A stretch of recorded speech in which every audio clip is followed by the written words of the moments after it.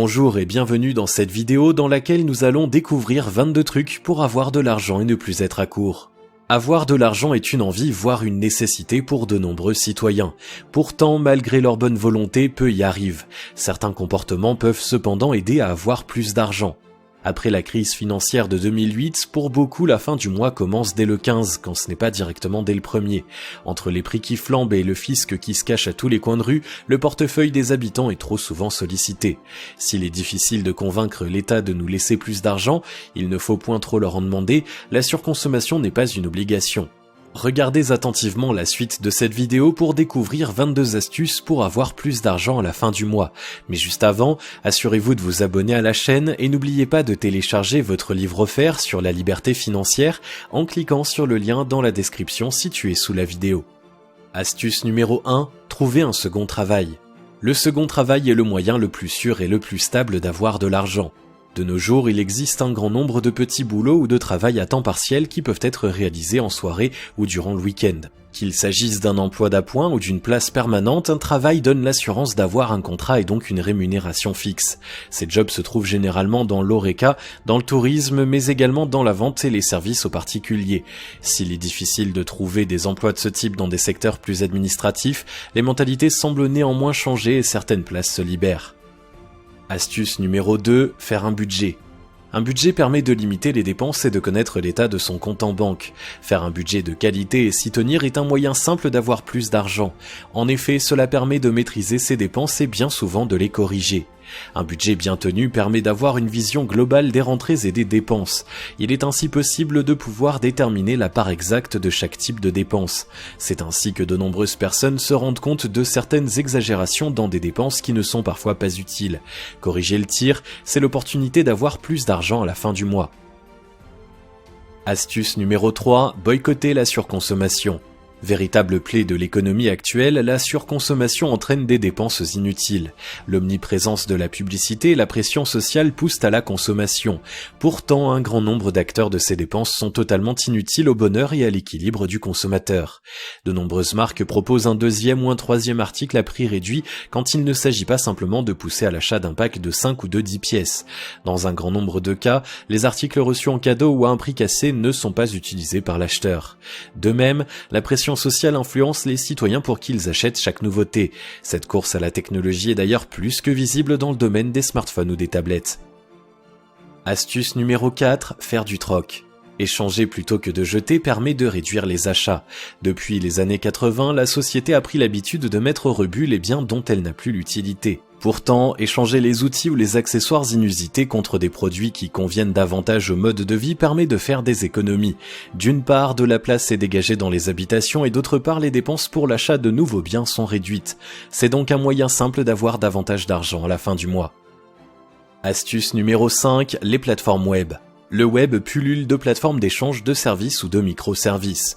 La toile devient un monde à part entière. Dans de nombreux secteurs, des plateformes permettent d'échanger de petits services contre rémunération. Si les Américains sont toujours les leaders du concept, des initiatives françaises voient le jour avec plus ou moins de succès. L'avantage de ces plateformes est la possibilité de mettre en avant ses compétences dans des tâches simples et rapides. Si les rémunérations ne sont pas forcément astronomiques, le travail peut quant à lui se faire à n'importe quel moment. La flexibilité est donc l'atout maître de ce modèle économique. Astuce numéro 6, le blogging. Si le blogging peut amener un revenu complémentaire réel, en vivre totalement devient de plus en plus utopique. Avec un blog de niche, il est possible en écrivant régulièrement des articles de qualité d'obtenir une audience suffisante pour recevoir des gains publicitaires. Si pendant longtemps ce modèle professionnel a pu être exploité pour générer des revenus conséquents, ce n'est plus aujourd'hui le cas. Seule une poignée de blogueurs expérimentés et populaires peuvent encore se targuer d'avoir le blogging pour seul emploi. Cependant, les revenus même modestes engendrés par un blog sont considérés comme passifs et permettent donc d'avoir plus d'argent à la fin du mois.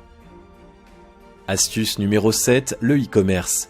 Avec la popularisation de plateformes comme Shopify, il est devenu ultra facile d'ouvrir un e-commerce via le modèle du dropshipping. Ce fonctionnement économique permet de faire une marge bénéficiaire en n'ayant pas à gérer un stock astronomique. Si le rendement peut être réel, cela demande néanmoins un investissement temporel conséquent.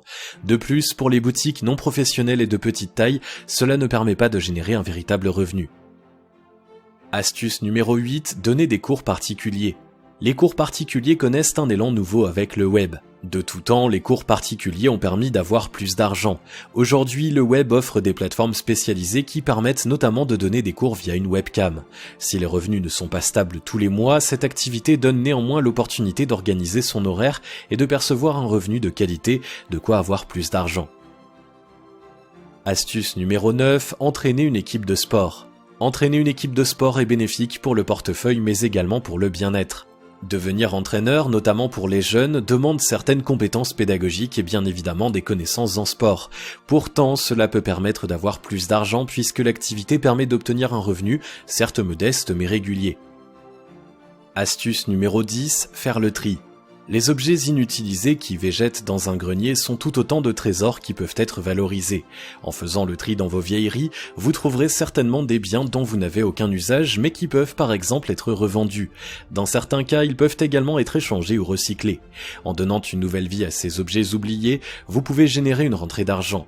Cette opération est certes un one-shot, mais elle permet parfois de sortir la tête hors de l'eau.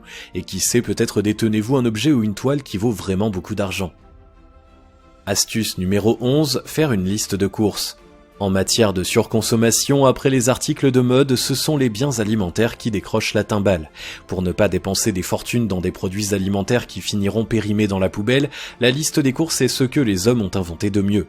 Il vous suffit de faire vos menus pour la semaine ou pour la quinzaine et ensuite de noter chaque aliment dans une liste. Une fois au supermarché, vous avez simplement à suivre la liste sans vous laisser distraire par les promotions et autres offres marketing soi-disant alléchantes. L'argent que vous n'allez pas dépenser dans des aliments superflus sera celui que vous aurez en plus à la fin du mois. Astuce numéro 12, réparer au lieu de jeter. Baignés dans un univers de facilité, beaucoup ont pris l'habitude de jeter au lieu de réparer. Pourtant, cette habitude vous fait perdre de l'argent et ne vous aide pas à en avoir plus. Réflexe de facilité ou simplement imitation d'autrui, la mise au rebut est commune dans notre société. Cependant, elle est non seulement délétère à l'environnement, mais également à votre portefeuille. En effet, jeter un produit nécessite plus ou moins forcément de le racheter. En prenant la peine de faire réparer vos biens corrompus, vous réduisez vos dépenses. Ces économies mises bout à bout peuvent parfois représenter à la fin du mois un véritable pactole. Astuce numéro 13, faire ses cosmétiques. Les cosmétiques font partie des plus grosses dépenses des ménages. Il existe aujourd'hui un grand nombre de boutiques naturelles qui permettent d'acheter les matières premières pour fabriquer soi-même des cosmétiques de qualité. De plus, de nombreuses recettes et de nombreux tutos foisonnent sur le web, de quoi donner des idées aux plus réfractaires. Si l'investissement dans les premiers produits naturels peut parfois sembler important, ceci représente à terme une économie substantielle, une raison encore d'avoir de l'argent supplémentaire. Astuce numéro 14, bricoler. Remise au goût du jour par la télévision, le bricolage permet des économies réelles. Les ouvriers qualifiés sont hors de prix. S'ils sont vraiment indispensables pour certains travaux lourds ou nécessitant de l'expertise, un grand nombre de petites défectuosités du quotidien peuvent être réparées par soi-même. Et au pire, YouTube regorge de vidéos de bricolage. Astuce numéro 15, coudre et repriser. Les vêtements, même lorsqu'ils sont made in China, sont de plus en plus chers. De plus, ils sont de moins en moins résistants. Devoir en racheter souvent finit par peser sur les avoirs financiers. Apprendre à coudre et à repriser est utile pour réparer les petites anicroches des habits. Refaire un bouton ou une couture défectueuse permet de ne pas devoir acquérir de nouveaux vêtements. En dépensant moins, il y a donc plus d'argent en banque à la fin du mois. Astuce numéro 16, jardiner. Faire son propre potager n'est pas seulement bon pour la santé, c'est également profitable au portefeuille. Qu'il s'agisse d'un potager ou mieux d'un verger, les végétaux cultivés au jardin coûtent bien moins cher qu'au supermarché. De plus, les arbres fruitiers n'ont pas vraiment besoin d'entretien et ne doivent être plantés qu'une seule fois. Les fruits et les légumes du jardin sont également exempts de pesticides et de fertilisants augmentant la croissance. Ils sont donc bien meilleurs pour la santé.